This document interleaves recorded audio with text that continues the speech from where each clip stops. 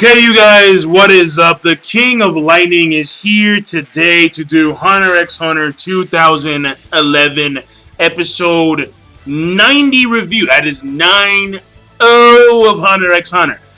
Alright. This week's episode of Hunter x Hunter, it's mainly just the fights. That's all it is. It's the combat between Killua versus Shoot and Knuckle versus Gon. Now, the Knuckle versus Gon one I thought was hilarious because it was literally Knuckle like sub-mind fucking Gon with just pure outright numbers. But basically, there's actually something very important with that. And it's the whole concept of Nen being numerical. There's actually like a numerical standing for how much Nen a person has. And that is known as your, well, there's three categories. I think two of them are the same thing, really. And then there's a third one, which is actually very important. There's MOP, POP, and AOP. MOP is your maximum aura output potential. POP is your present aura output potential. Now, those two, I believe, are the same exact thing. I could be wrong. But basically, it's kind of like you can raise both of them by training. Because I think your POP, I think, stands for the MOP. I don't think it's more universal because, like he said, that you can raise that. So my initial thought was like your MOP is more so like how much aura that you can have in your lifetime, but no, that's not the case. It's how much aura that you have at this point in time, which you can raise through training, which is the same thing as the POP, which is your present aura output potential. So I'm thinking POP, MOP are kind of like the same thing. However, the AOP is very important, and that is your actualized aura output potential. And that is the amount of aura that you can produce at this given point in time. Your maximum at this given point in time that you can produce. You may have an MOP of like 10,000 or 15,000, but you can only utilize 200 aura because of your lack of training. And then he explains how certain attacks have different numerical values for their aura. How you have, for example, he explained how his Jajunkin has an aura output of about 5,500. And that I think is, that's for 3 Jajunkins. And at the same time, when you move around by using certain techniques like Ken, Gyo, and all the other Nen maneuvers, very advanced maneuvers, they also utilize some degree of aura. And this all coincides with his ability, the APR, which is also known as the Chapter 7 Bankruptcy, something of that nature. And basically what it is that he can punch and give Gon aura. And as an end result, Gon won't take any damage. At the same time, when he actually, in fact, he gets stronger. He gets Nen. He gets aura from Knuckle. But at the same time, what ends up occurring is that the APR itself grows bigger. And then the interest rate, which is 10% every 10 seconds, goes up. Depending on how much aura Gon consumes, depending on how much aura Gon gets from Knuckle via direct contact, and depending on Gon's maximum, his MOP. And Gon could return some of the aura back to him by punching him with, of course, Nen Fist, regular punches or kicks, and he can return some of the aura to Knuckle. But the main function, or the main thing that Gon could utilize in order to return most of his debt to Knuckle is by using his Jajunkin, which Knuckle said, there's no way that's hitting me. Absolutely not. And furthermore, the reason why he did not use that ability pre-hand was because of the fact that if he does beat Gon, then Gon, for 30 days, will have his Nen sealed. The APR will transform into some kind of creature. I mean, it's always like some weird creature, but now it transforms into like another creature, and that creature will attach itself to Gon, and Gon will be in a state of Zetsu, and he will not be able to perform Nen. It's similar to Kurapika's Chain Jail. the fam troop members, they could not utilize their nen because of Kurapika's change out. It's similar. Only this is actually more permanent, where for 30 days, but as long as the chain gel is wrapped around a fan troop member, they can't use their nen. Or it's very hard to. But in this case, after 30 days, if you do not return the debt, then you cannot use nen for 30 days. So again, that contributes to Knuckles' kindness. Because in the last episode, we have Gon saying on Knuckles actually a very kind person. Because Knuckles, he could have ended this from the get-go. He really could have, but he didn't. He allowed Gon to train and hone his skills. And then when the time came right, Knuckles used his full scope of his powers. And so that's also... And what's also very intriguing about this is that when it comes to Knuckles, his personality and his nen ability are in direct contradiction. Because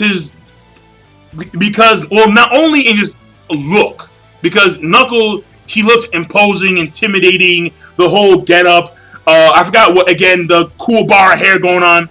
But the thing about it is that, and how the nen thing, it looks like some weird, like, Japanese toy. But the nen ability itself is actually very elaborate. It's actually very mathematical based. And again, when he's explaining about the maximum output, how Gon probably has the maximum output and MOP of 21,000, somewhere around there. And how given a 4 limit, and given how in 4 minutes and 20 seconds, he will actually pay his debt. And the MOP and the interest rate of the ARP itself will actually go up past 10,000. And past 10,000, which is probably his POP, Gon's, that itself will it will reach over and he will bust. Not in a gay way, but he will in a sense he will not be able to pay back his debt, and thus he'll be for 30 days be trapped in a Zetsu, or he'll be trapped in a state of Zetsu. So that's the whole thing right there.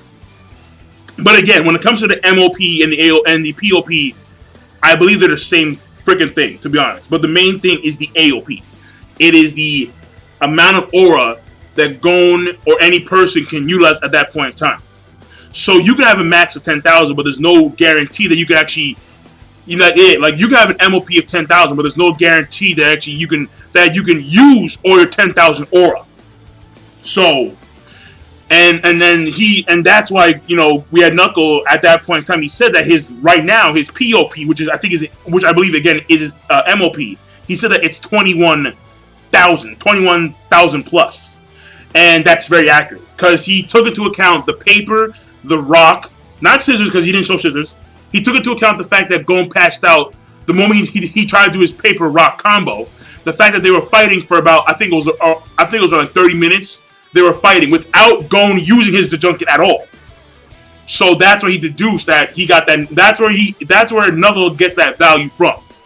He gets that value from the 20 minutes of constant fighting without using the Junkin, and then Gon using the Junkin combo, but failing to actually damage Knuckle at the end.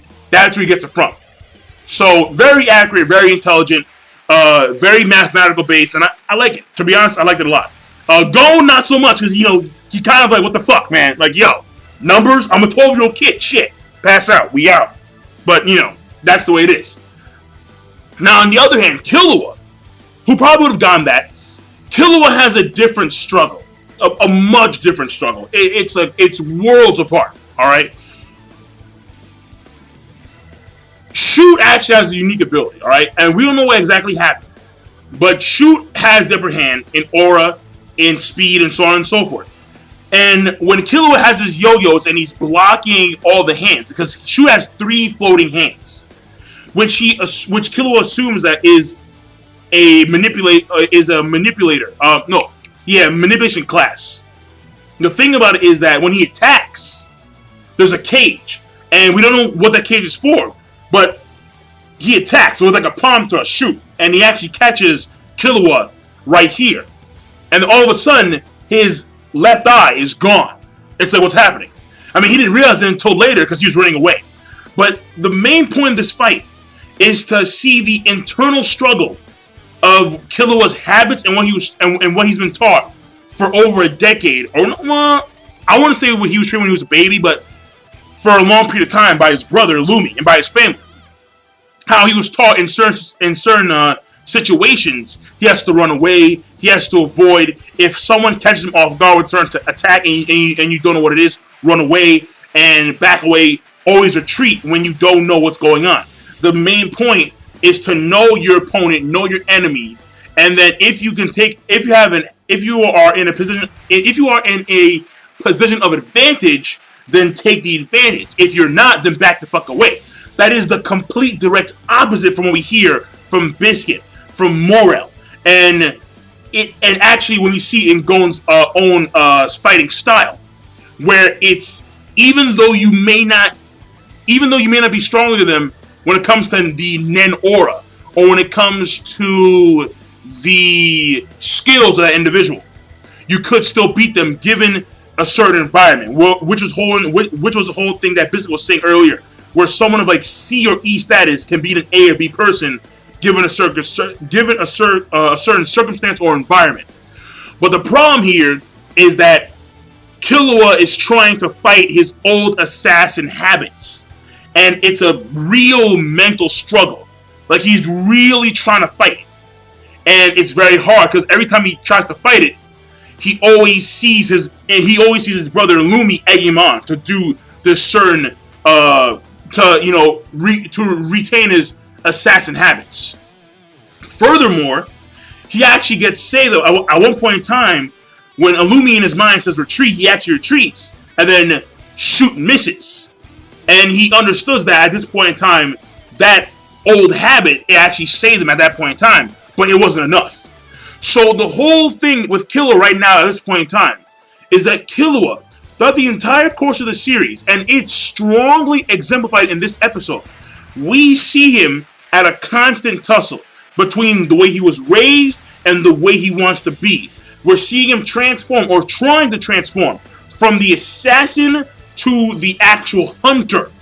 And it's that transformation that we're seeing now precede this episode, or at least the struggle between these two character traits.